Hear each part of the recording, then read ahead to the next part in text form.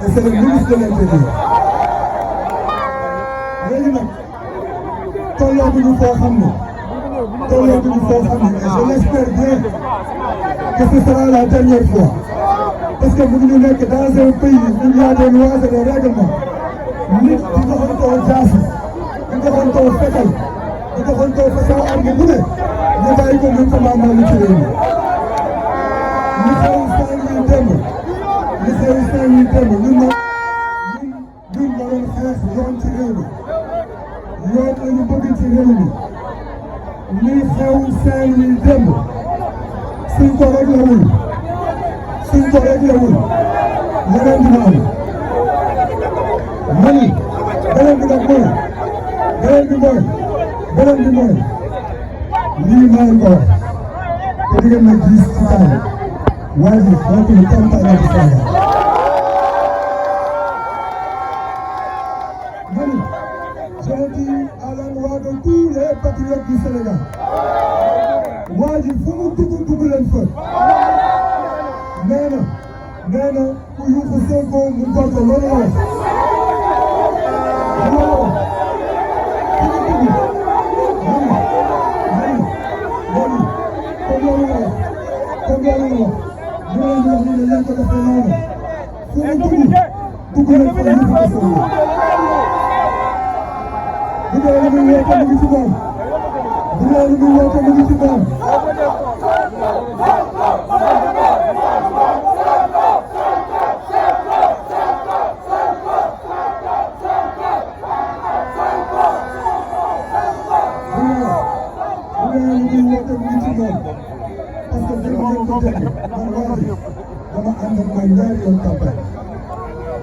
dama ko xam bu baax a baax a baax. gis nga bu jëlul ay nit drogué leen bu jëlul ay nit drogué leen jox leen lu tux bëri mën bi jox leen jaasi ba pare na leen profitez-en seen marché la lu leen nekk def leen moo tax ay bande lay àndal ñu jël alalu jàmbur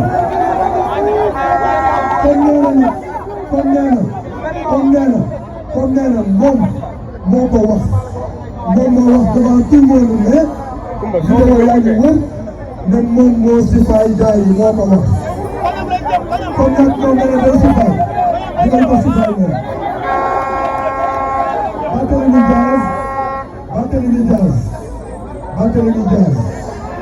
Barthélémy Dias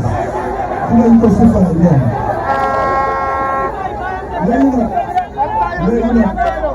léegi nag ñun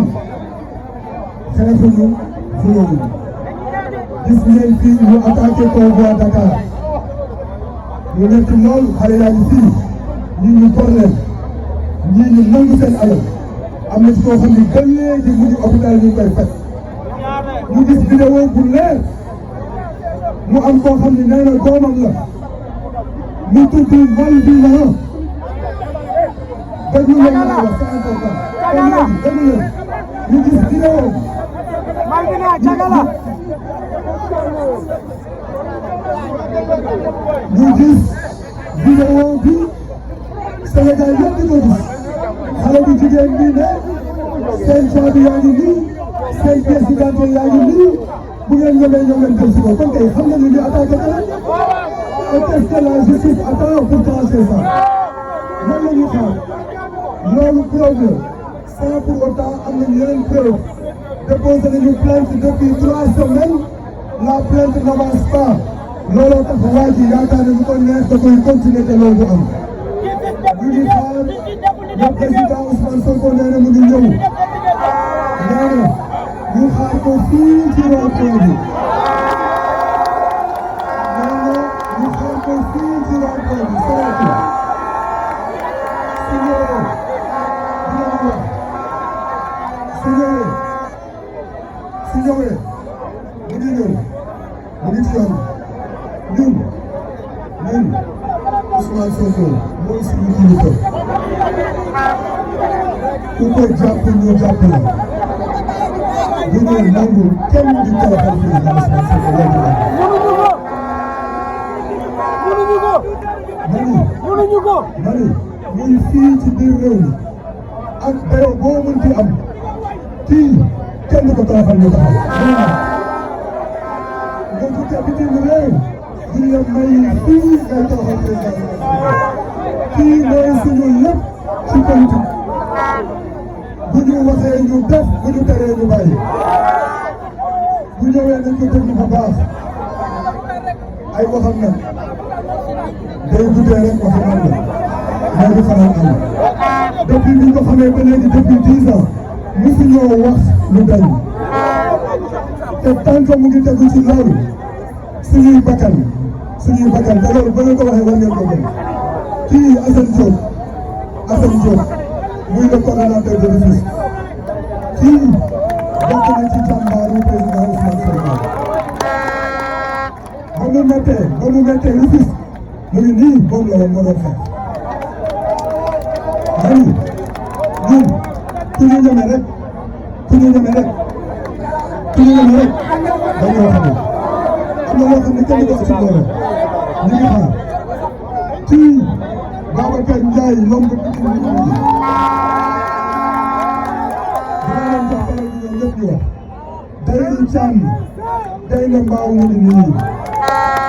façon xeex bu ne xeex na ko Sénégal nag sama sœur ma koy jox honorable député tey rek ñu am ni fii sama sœur Rougui Sow mu ngi nii Rougui Sow dafa wax benn wax boo xam ne jàppaleen ko Rougui Sow nee na Ousmane Sonko gannaaw yàlla moo ñu goreel ci politique ñun ay bonne politique lañu du ñu sàcc du ñu fen du ñu wax lu dëgg lu ñu dëgg ñun ay bonne lañu ci politique moo tax yàlla jàmm ñu ñëw ma leen di jox nag kàddu gi en attendant président Ousmane Sonko ñëw ma jox kàddu gi mon frère